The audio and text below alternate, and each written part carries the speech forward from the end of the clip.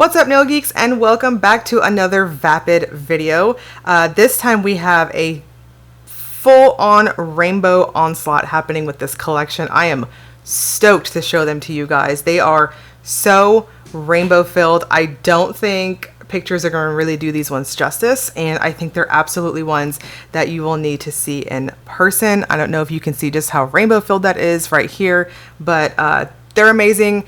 And I'm super excited to show you guys them. So we have 10 polishes to check out that are launching this weekend. So let's dive right into the swatches. So we're going to start off with the new polishes. And I just wanted to pop in here real quick before we do the swatches that there will be 11% off on all goodies in the shop outside of the polishes that are offered here in this video. The holographic shades have about 50 bottles of each and less than 100 for the glitter Crellies. Now onwards to the swatches. So the first new shade we've got is Red Rock Crystal, and this is described as a warm red linear holo.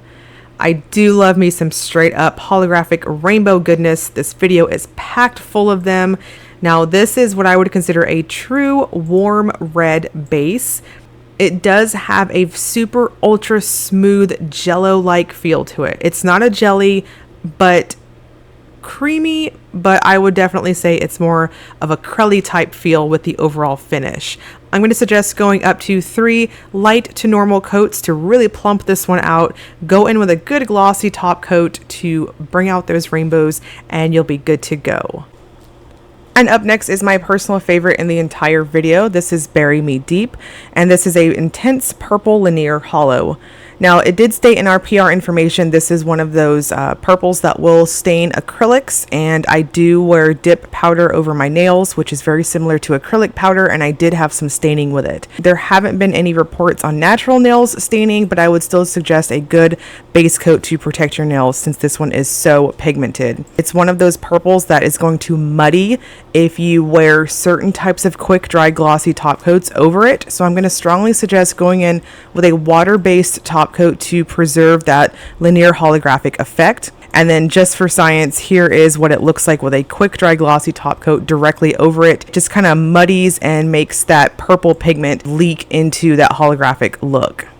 And next up, we've got Just Vibing. This is a coral base with glitters in red, periwinkle, violet, and white. This is a really cute Crellie. It's got a nice squish factor to it, easy to apply. I didn't have any reason to fish after giving my bottle a good shake before applying.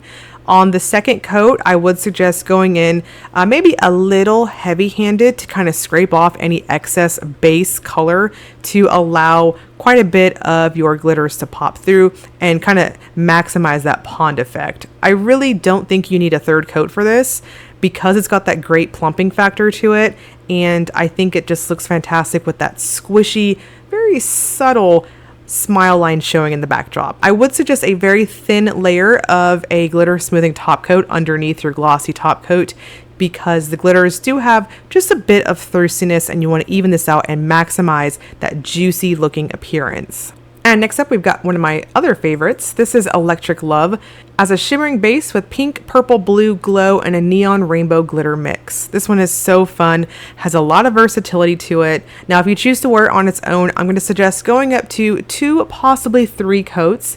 If you do a third coat, then I would strongly suggest going in very light as this does have quite a bit of a squish to it. On your second and or last coat, however you're wearing this, I would suggest doing the icing method. Just kind of beat it up at your cuticles and slowly drag it down. And then just a bit of careful placement with the larger glitters. I would also suggest going in with a glitter smoothing top coat as this one does have just a tiny bit of texture. And here is another one of my favorites. I love these so much. This one's Bad Bitch Magic, aka the best polish name ever. This is an iridescent rainbow flake filled with white, black, and opalescent glitters.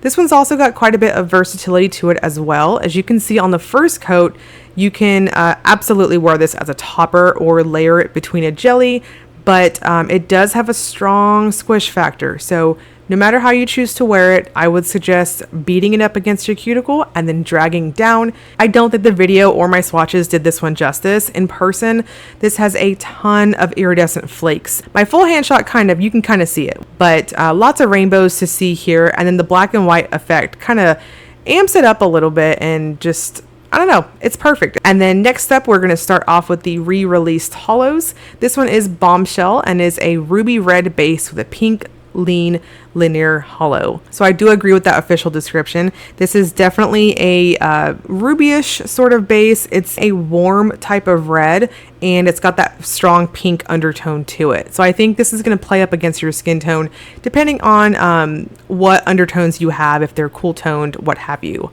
But overall, I think this also has a Crellie-like feel in how it applies. So I'm going to suggest 2 to 3 coats for this, depending on how you polish, and finishing off with a good glossy top coat. And next is another one of my favorites. This is You Really Blew It, and is a cobalt bright blue linear holo.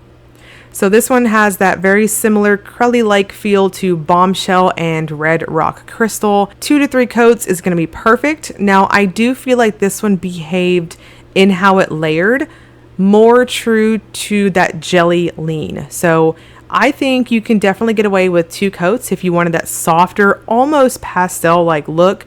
But if you want that really in-your-face cobalt kind of sky blue appearance, I think 3 coats is perfect. This also has that very creamy-like appearance, so I think a good plumping glossy top coat is going to maximize that and give you that nice glass-like look.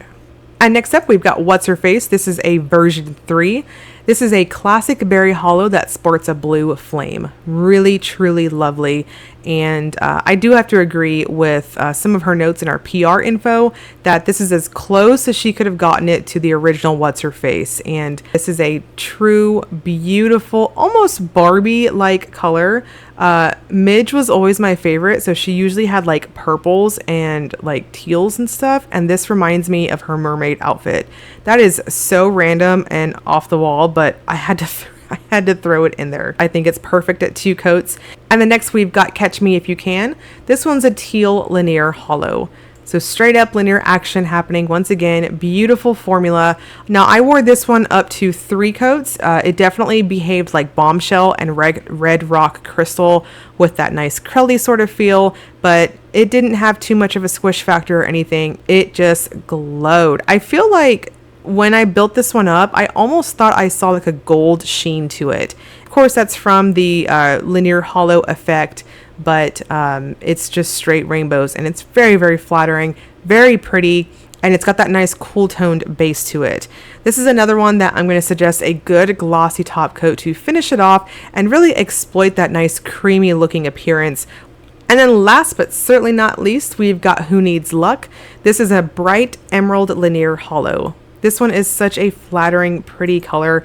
It's really in your face. It's just loud and so very much bright. It's not neon, but it's damn near flirting with it. Even though this has a very warm undertone to it, it's not too chartreuse in that if you have yellow or gold undertones like myself, I don't think you need to be shy of this. It's very flattering. I fell in love with it when I first got my hands on it a couple years ago at this point. Don't remember what date that was, but anyways, I fell in love with it then, and it's still just as much beautiful me working on it now too. Definitely recommend picking this one up if you're warm undertone like me. Don't be shy with it. It's gonna pop on you too, I promise. So those were amazing as I promised. They were so rainbow filled and I think so appropriate for summer. I love wearing super sparkly things on my toes, and these fit that bill too. So I will link you guys below to the Facebook group where Chris will be officially